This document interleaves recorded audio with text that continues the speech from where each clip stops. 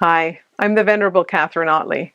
I'm rector or priest in the Anglican parish of Christ Church in Bells Corners, and it's my pleasure to have this opportunity to share with you a little of the story of our experience of working with the Healthy End of Life Project, the HELP Project. Our parish has a long history of working with partners in the community to create a healthy and vibrant community. We have done this since the late 1800s. We were a union church originally, and then as we broke into our separate traditions or denominations, we continued to work together in this local community. We have created a food bank. We have created a resource center. We have created seniors support, seniors housing, and are right now working on building an affordable housing unit.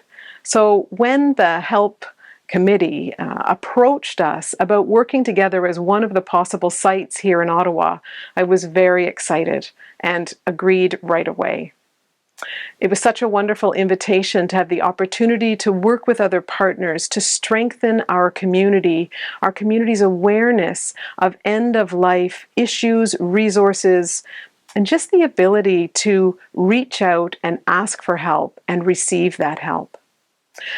So over the 3 years, we have worked with the HELP project on first researching what the needs were in our community, not making assumptions, but rather asking people what they know, what they need, how to access where they were having problems.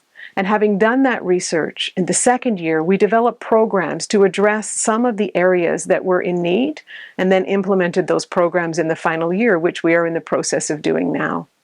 One of the things that the research showed us that we weren't aware of was that while we were doing a good job caring for people who were bereaved, we were leaving out a whole group of people that we call caregivers, those who are looking after those who are in chronic illness or end-of-life care. And so, in conjunction with our other partners and other sites, we developed and refined a wonderful caregivers program. It's a 7-week program. It has art, it has exercise, it has all kinds of things that support practically, spiritually, and mentally awareness those who are caregiving others. Another project that we did was using the youth and adults of our parish created cards that we then gave to both isolated people, they could be seniors, they could be families, people who were isolated, and our frontline workers during COVID.